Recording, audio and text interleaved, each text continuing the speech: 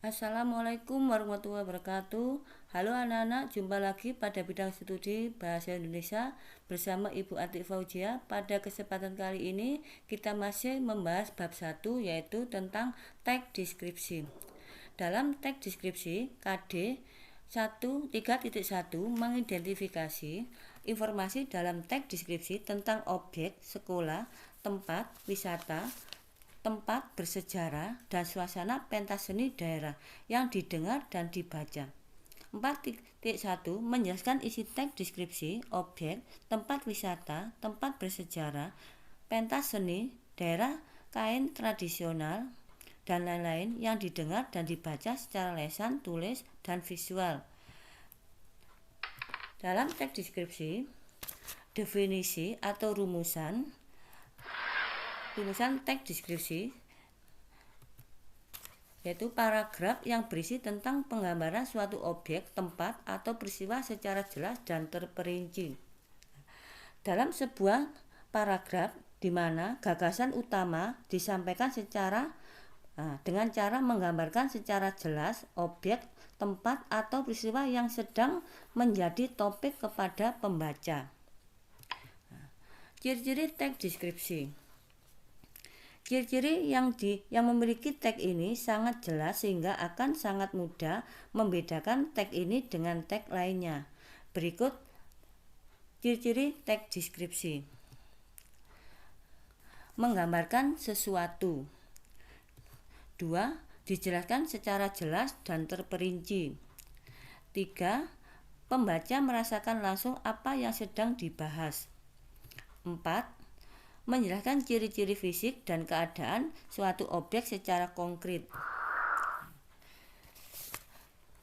Sekarang yaitu struktur teks deskripsi. 1. Yaitu identifikasi, yaitu bisa orang atau benda, merupakan bagian yang mengenalkan objek, tempat, atau orang yang akan dideskripsikan. Berarti mengenai apa yang akan dijelaskan pada teks deskripsi. Yang kedua, deskripsi bagian merupakan bagian yang berisi gambaran rinci dari objek yang digambarkan. Nah, ini berarti penjelasannya secara detail mengenai topik yang dibahas. Yang ketiga, penutup berisi kesan umum yang didapatkan penulis setelah melihat objek. Ciri kebahasaan teks deskripsi. Berikut ini merupakan kaidah kebahasaan mengenai teks deskripsi antara lain 1.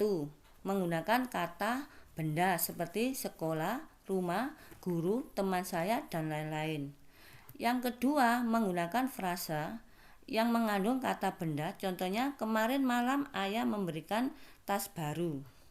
Yang ketiga, menggunakan kata sifat seperti baik, jahat, sedih, gembira, terpintar, tercantik, dan lain-lain.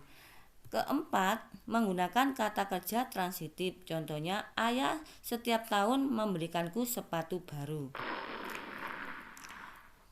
Yang kelima, menggunakan kata keterangan, contohnya ayah membaca koran di halaman. Yang keenam, menggunakan majas.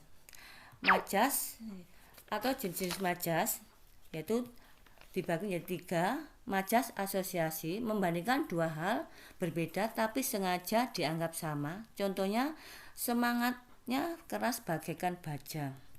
Yang kedua, majas metafora memberikan ungkapan atau perumpamaan secara langsung berupa persamaan atau perbandingan, contohnya si jago merah melahap habis puluhan rumah di desa Cerme. Ketiga, majas personifikasi membandingkan dua hal dan seolah-olah hendak tak hidup mempunyai nyawa. Contohnya, daun kelapa itu melambai-lambai kepadaku. Sekarang menentukan isi berdasarkan penulisannya. 1. Pola pengembangan spesial. Pola pengembangan berdasarkan pengamatan atas aspek segi waktu dan ruang seperti letak dan batas.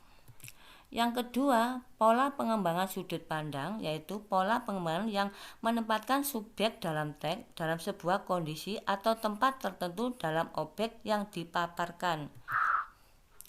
Contoh, pola pengembangan spesial Pada malam hari, pemandangan rumah terlihat eksotis, apalagi dengan cahaya lampu yang memantul dari seluruh penjuru rumah.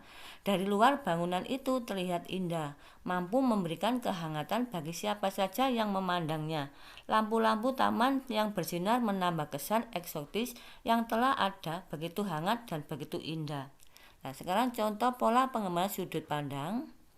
Aku dilahirkan di kota metropolitan ini, namun ketika aku berumur 3 tahun, ayah dan ibuku membawaku ke kota Batik di Pekalongan.